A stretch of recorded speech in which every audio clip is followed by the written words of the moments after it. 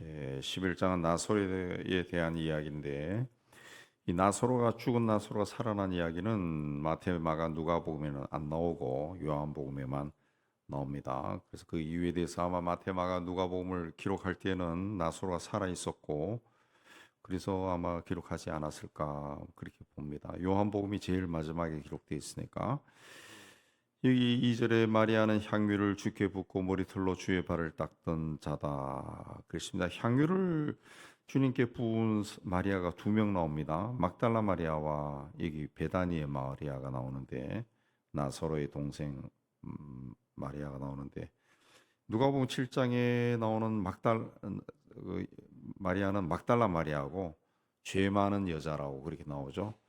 여기 11장에 나오는 마리아는 베다니의 마리아, 이 나사로의 동생입니다. 그래서 요한복음 12장에 가면은 예수님께 향유를 붓습니다. 요한복음은 이제 그 일어난 일을 이 차례대로 기록한 거니까 지금 일어난 일을 순서대로 한 게 아니라 과거에 일어난 일들을 기록한 거니까 이게 순서가 뒤바뀌어서도 상관이 없습니다. 그 마리아는 이런 사람이다. 근데 이 12장에서 향유를 붓습니다.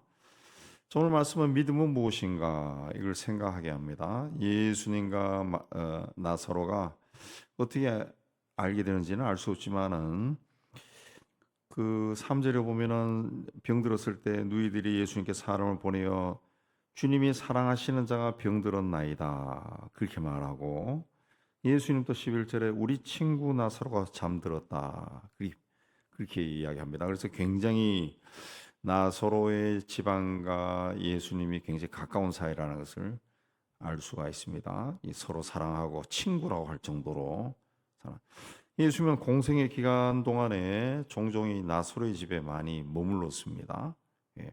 그래서 이 예수님이 나사로의 집안을 얼마나 사랑하는지, 나사로를 얼마나 사랑하는지, 또 그들이 예수님과 어떤 관계인지 36절에 보면 유대인들도 알고 있었다는 거죠. 유대인도 그를 얼마나 사랑하셨는가 그렇게 평가할 정도로 아주 알고 있었다는 거죠. 그런 관계 속에 있던 나사로가 어느 날 병이 들어 죽었다 그랬습니다. 예수님과 아주 특별한 관계 속에 있는 사람이 병이 들어 죽었어요. 병이 들어 죽었어요. 그럼 우리도 신앙생활 하다가 이렇게 되면은 약간 시험이 들 때가 있습니다. 예수님을 잘 믿고 예수님께 헌신적이고 예수님을 위해서 무슨 일이든지 잘하던 사람이 어느 날 갑자기 병들어서 죽어버려요. 이런 사람은 이 오랫동안 장수하면서 하나님 일도 많이 하고 또 많은 사람이 그런 사람을 존경하고 그렇게 하면은 더 하나님 나라도 확장되고 하나님에게도 더 좋지 않을까 그런 생각 많이 하는데 이런 사람이 죽는 경우가 있다는 거예요. 나이가 젊어서 죽는 경우도 있고 우리 주변에도 그런 일이 많이 일어납니다. 안타까운 죽음들 있죠. 어린 아이들 두고 30대에 세상 떠나는 사람도 있고 그래서 그런 사람들이 살아있으면 더 좋을 텐데 왜 이런 일이 일어날까 그런 생각이 들 때가 많습니다. 그러니까 내가 예수를 잘 믿는다 해서 고난이 사라지거나 또 환난이 면제되는 것은 아니라는 거죠. 내가 교회를 열심히 다니고 신앙생활 열심히 한다고 하나님이 늘 막 축복을 쏟아지게 주고 그런 것이 아니라는 거죠. 아니야.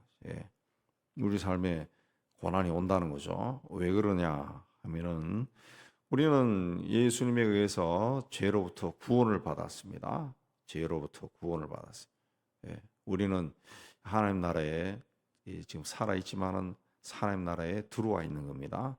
그러나 아직도 우리의 육이, 우리의 몸이 발을 딛고 사는 곳은 죄의 권세가 가득 찬 세상이에요. 죄가 질서가 없지만은 어쨌든 죄의 통제 아래 있는 곳이라는 거죠. 흙으로 지음받은 우리가 여전히 그 인간이 죄를 지었을 때 하나님이 그 인간에게 저주하셨던 그 죄의 심판이 여전히 우리 안에는 있다는 거죠. 흙으로 돌아가는 그런 존재라는 거죠. 우리는 영혼이 구원받은 거고 육은 아직 구원을 받지 못한 거죠. 그래서 바울도 구원을 이루라 그렇죠. 구원을 이루라. 죽을 때까지 구원을 이루라. 우리 육을 또 구원받은 영혼을 관리하고 우리 육도 죄 가운데 거하지 않도록 조심해야죠. 조심. 그래서 육이 병에 걸리지 않도록 건강 관리도 좀 하고 또 몸이 세상에 살아갈 때 이런저런 환란에 예,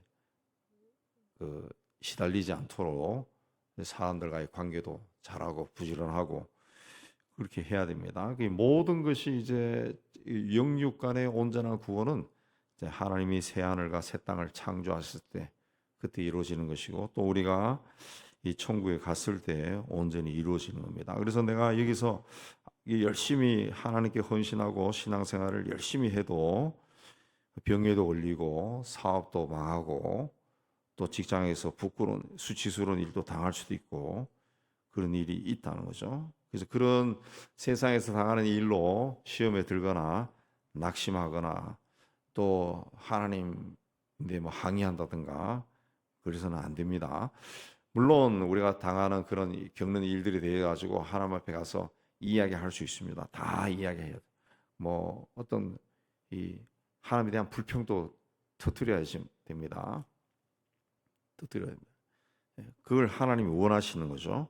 우리가 그런 마음을 다 터뜨릴 때 또 하나님께서 들어주시고 또 인도해 주시는 겁니다. 오늘 말 나사로 이야기도 바로 그렇게 진행이 됩니다. 예수님이 오신다는 말을 듣고 마중 나갔던 마르다와 마리아는 21절에 보면은 주님이 여기 계셨으면 우리 오빠가 죽지 않았을 텐데 그 이야기입니다. 마리아도 그 주님이 여기 계셨다면 오라버지가 죽지 않았겠네 그런 이야기를 합니다.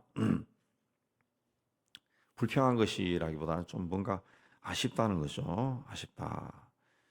우리는 항상 그 현재 지금 내가 처한 상황을 보고 판단을 합니다. 아유 주님이 있었으면 우리 오빠가 안 죽었을 텐데 그죠 우리 오빠가 죽었으니까. 예. 그러나 주님은 그 이후를 바라보는 겁니다. 항상 이 이후. 예. 아무 일도 내 오빠에게서 아무 일도 안 일어났으면은 하나님의 영광도 없어요. 근데 우리 오빠에게서 어떤 일이 일어났어. 주님이 오셔가지고 그 일이 해결됐어. 그럼 할렐루야가 되는 거죠. 할렐루야. 아무것도 안 일어났으면은 그냥 밥 먹고 가시는 거야. 근데 오빠에게 무슨 일이 일어나서 주님이 오셔가지고 주님이 역사를 하셔가지고 문제가 해결돼. 그럼 할렐루야입니다. 할렐루야. 하나님께 영광이 되는 거죠. 하나님께. 그래서 39절에도 보면은 예수께서 무덤에 돌을 옮기라고 했을 때 마리아는 이미 때가 늦었다. 시신에서 냄새도 납니다. 그렇게 이야기합니다. 그 눈을 현재 지금 눈앞에 있는 걸 보고 그렇게 판단한 거죠. 당시 사람들은 사람이 죽으면은 영혼이 몸에 사흘을 머문다. 그렇게 생각했습니다. 그 나흘이 되면은 이미 죽음이 확실하다는 거죠. 확실하다. 그렇습니다. 그래서 예수께서 나흘째 오셨다라고 하는 것도 의미가 있는 거죠. 영혼이 아직 머물러 있을 때가 아니라 완벽하게 죽음이 찾아왔을 때 죽었다고 선언을 했을 때 주님이 오신 거죠. 근데 인간의 눈으로 봤을 때는 불가능합니다. 그러나 예수님은 40절에 내가 믿으면 하나님의 영광을 보리라. 하나님의 영광을 보리라. 마르다는 예수님을 그리스도요 하나님의 아들로 믿었습니다. 그리고 아브라함을 통한 축복도 믿었어요. 하나님의 역사를 다 믿었습니다. 그러나 지금 죽은 지 나흘이 되는 완벽하게 죽어서 시신에서 썩어가는 냄새가 나는 사람이 살아난다는 것은 믿을 수가 없다는 것. 없었다.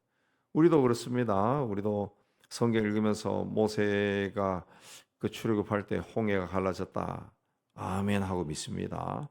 또 죽은 나사로를 예수님이 살리셨다. 이것도 아멘. 미래에 우리도 죽음을 딛고 부활할 거다 믿습니다. 또 예수님께서 내 죄를 위해 십자가에서 피를 흘려 죽으시고 내 죄값을 속해 주시고 내가 그 예수를 그리스도로 받아들이면은 내 죄가 다 용서받고 하나님의 자녀가 됐다.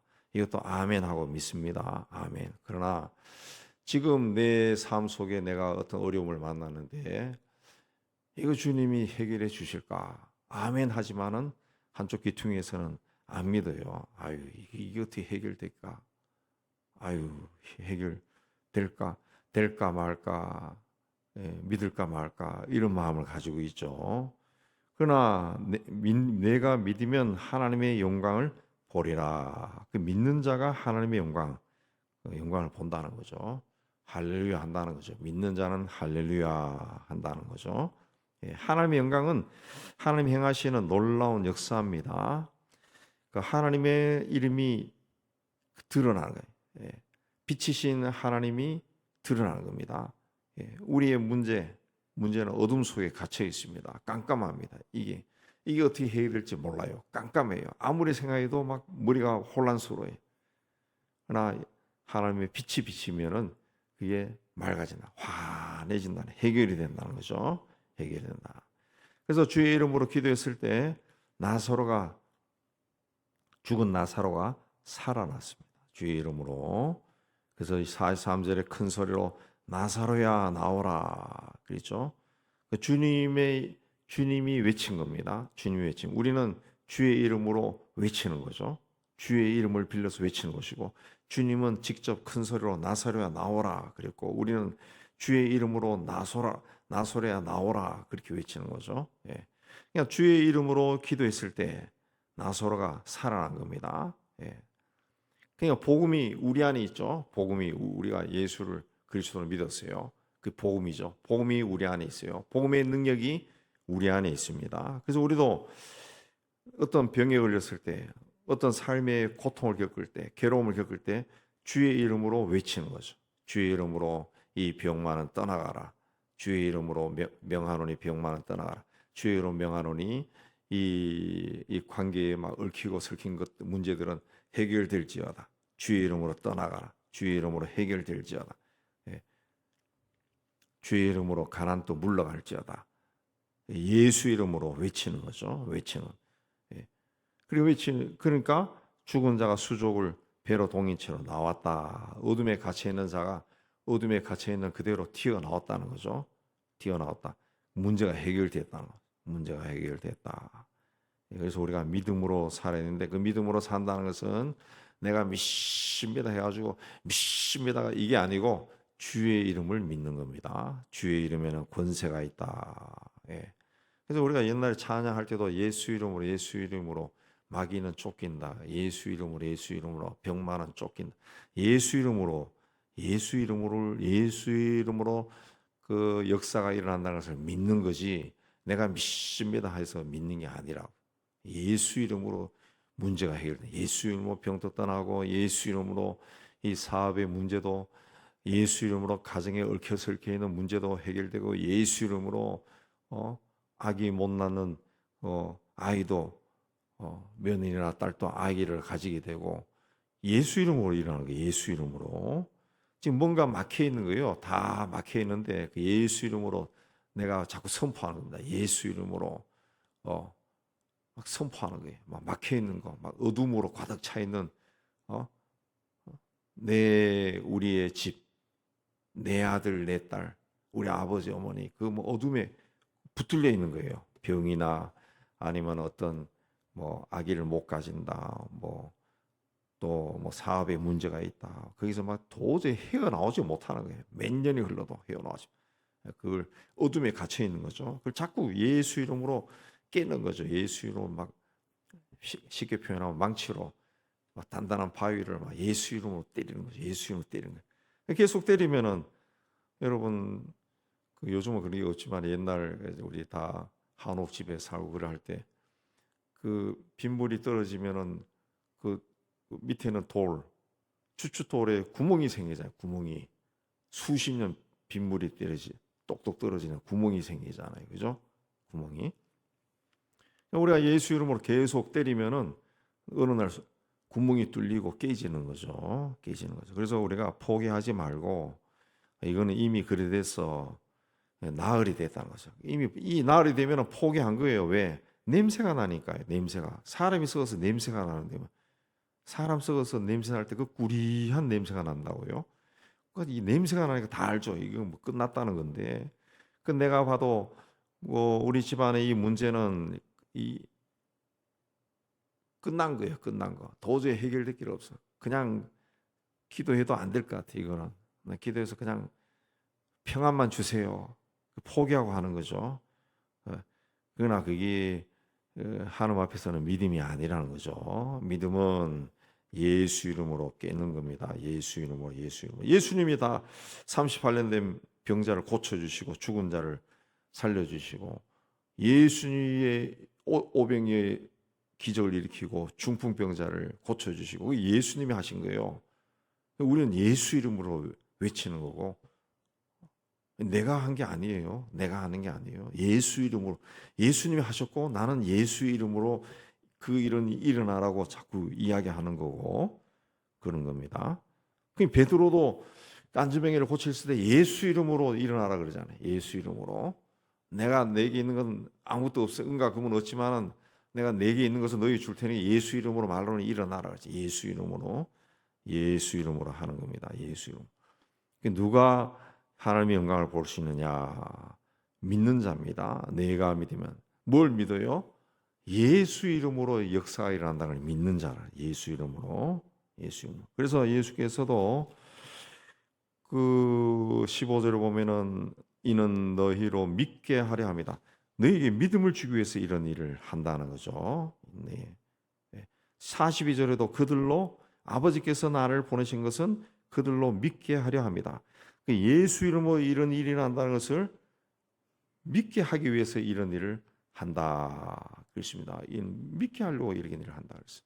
우리도 우리 집안에 여러 가지 문제들 여러분 기도 제목 가지고 난 주님 앞에 와서 주여 살려주세요. 어쩌고 저쩌고 또 믿습니다 하고 그냥 5분 기도할 거 30분 기도하고 그렇다 해가지고 믿음이 생기고 문제가 해결되는 것이 아니라 예수 이름으로 선포하라.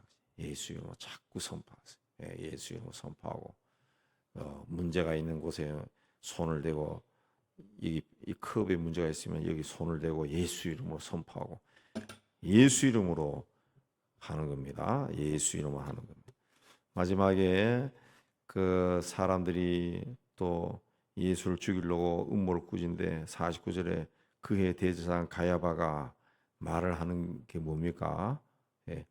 한 사람의 백성을 위하여 주고 온 민족이 망하지 않게 되는 것이 너에게 유익한 줄을 생각하지 아니하는도다 하였으니 이 말은 스스로 함이 아니요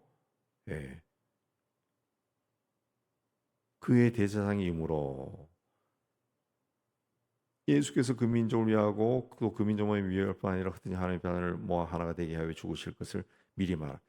이 사람이 그 사람들이 다 죽이려고 모였는데 거기서 제사장이라는 사람이 한 사람의 백성을 위해서 죽어서 온 민족이 다 살아난다는 거 이거 우리인데 유익한 걸 알아야 한다. 그렇게 본인이 그 말에 하나님의 영이 그에게 들어가서 예언을 해보는 거예요. 예언을 해보는 거예요. 하나님의 일은 이렇게 일어납니다. 하나님의 일은 합니다. 인간이 비틀려고 아무리 애를 써도 하나님이 하시고자 하신 것은 일어나는 거예요. 인간이 저주를 해도 저주를 타고서도 하나님의 축복이 또 임할 수 있는 거예요. 임할 수. 네. 우리는 그걸 믿어야 됩니다. 하나님이 절대적인 분이지 인간이 절대적인 것이 아니라 인간이 세상에서 대제사장이고 대통령이고 왕이라 할지라도 인간이 절대적인 권력을 가져도 인간이 다 할 수 있는 것처럼 보이지만은 인간이 하는 것이 아니라 하나님이 하시다. 하나님이 하시다라는 것을 오늘 또 마지막에 보여줍니다. 그래서 전체적으로 죽은 자를 살리신 분은 하나님이시다. 우리도 예수님이 다 하신다라는 그 믿음을 가지고 오늘 또 믿음으로 하나님의 영광 여러분의 삶에 할렐루야가 넘쳐 흐르기를 주의 이름으로 축복합니다.